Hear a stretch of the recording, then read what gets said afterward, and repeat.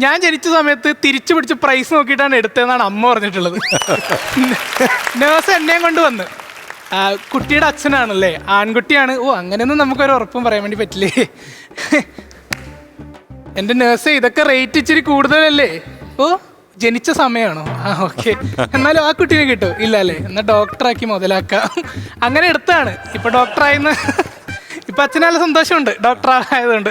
ഇനി എന്തെങ്കിലും ഒരു സാധനം ഇങ്ങനെ വാങ്ങിയെന്ന് വിചാരിക്കാം, അത് മാക്സിമം യൂസ് ചെയ്ത് അതിന്റെ പരിപ്പ് എടുത്തില്ലെങ്കിൽ അച്ഛന് സമാധാനമായിട്ട് ഉറങ്ങാൻ വേണ്ടി പറ്റില്ല. അച്ഛന് പണ്ടത്തെ ഒരു കയറിന്റെ കട്ടിലുണ്ടായി, പണ്ടത്തെ ചൂടിക്കയറിന്റെ കട്ടിലല്ലേ ഇങ്ങനെയുള്ളത്, അതിന്റെ ഓരോ കയറ് പൊട്ടുമ്പോഴും ഞാൻ വിചാരിക്കും ആ കട്ടിൽ ഇപ്പൊ കളയുന്നു. അവസാനം അത് ഒറ്റ കയറിൽ നിന്നപ്പം വരെ അച്ഛൻ സുഖമായിട്ട് അതിൽ കിടന്ന് ഇങ്ങനെ ഉറങ്ങും. ഇനി ഞാൻ അതിലെങ്ങാണ്ട് പോയി എന്നെയും വിളിച്ച് അതിൽ കിടത്തും. വാടാ, ഇഷ്ടംപോലെ സലൂണ്ടറാ, വാടാ ഇവിടെ കിടക്കടാ, ഈ ഒരു കയറിൽ രണ്ടുപേര്.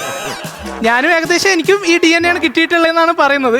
എൻ്റെ കയ്യിൽ ഒരു റെഡ് ഷർട്ട് ഉണ്ടായിരുന്നു, അത് ഇട്ടിട്ടിട്ടിട്ട് ഓറഞ്ച് ആവുന്നത് വരെ ഞാൻ ഇട്ട്, എന്നിട്ട് പിന്നെ കളഞ്ഞില്ല, അനിയനും എടുത്ത്.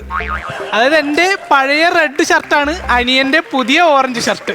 ഇനിയിപ്പോൾ ഇതിലും മാരകമായ മിഡിൽ ക്ലാസ് ആൾക്കാർ ഞാൻ കണ്ടിട്ടുണ്ട്. എൻ്റെ വീട്ടിൻ്റെ ഇപ്പുറത്തുള്ള മുരളിയേട്ടൻ, പുള്ളി ഒരു ഹെൽത്ത് ഇൻഷുറൻസ് എടുത്തു. ഇതിൻ്റെ വാലിഡിറ്റി തീരുന്നതിന് മുന്നേ ഇത് യൂസ് ചെയ്യാൻ പറ്റുമെന്ന് ടെൻഷൻ അടിച്ച് പ്രഷർ കൂടി പുള്ളി ബോധം കെട്ടി വീണു. എന്നിട്ട് അടുത്തുള്ള ഗവൺമെൻറ് ഹോസ്പിറ്റലിൽ കൊണ്ടുപോയിട്ട് 3 കുപ്പി ഗ്ലൂക്കോസും 2 സിറിഞ്ചും വെച്ചിട്ട് പുള്ളി ഓക്കെ ആയില്ല. അവസാനം 45 കിലോമീറ്റർ അപ്പുറമുള്ള ഏതോ ഒരു ഹോസ്പിറ്റലിൽ കൊണ്ടുപോയി ആ ഇൻഷുറൻസ് ക്ലെയിം ചെയ്തപ്പോഴാണ് പുള്ളി ഒന്ന് നോർമലായി കണ്ടത്. അച്ഛൻ പിന്നെ ഹെൽത്ത് ഇൻഷുറൻസിൽ വിശ്വസിക്കുന്നില്ല. അച്ഛൻ പറയുന്നത് മിഡിൽ ക്ലാസ് ഫാമിലിയിൽ അപകടങ്ങൾ ഉണ്ടാവില്ല എന്നാണ്.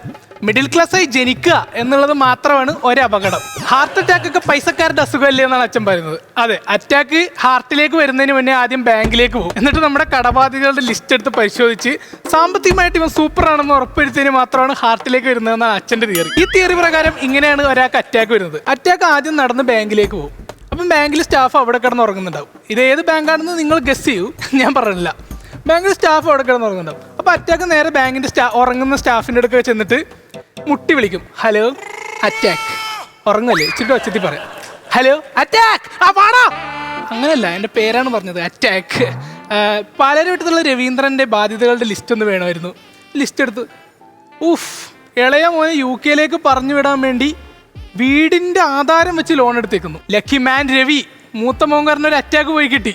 ഏത് ഈ ലോൺ ഉണ്ടല്ലോ, അങ്ങനെ ബാധ്യത നോക്കിയിട്ടാണ് അറ്റാക്ക് വരുന്നതെന്നാണ് അച്ഛൻ്റെ ഒരു വിശ്വാസം. പിന്നെ ഈ UK പോക്ക് തന്നെ ഒരു ട്രെൻഡായി മാറിയിരിക്കുകയാണ്. നമ്മുടെ ഇപ്പോഴത്തെ ജനറേഷൻ ജെൻസി മിഡിൽ ക്ലാസ് പിള്ളേരുടെ ഒരു ട്രെൻഡായി മാറിയിരിക്കുകയാണ് UK പോക്ക്.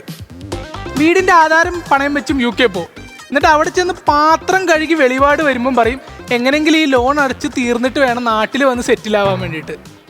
UK പോയി കഷ്ടപ്പെടുന്നത് എന്തിനാ? ലോൺ അടക്കാൻ വേണ്ടിയിട്ട്. അപ്പോൾ ലോൺ എന്തിനാ എടുത്തേ? UK പോകാൻ വേണ്ടിയിട്ട്.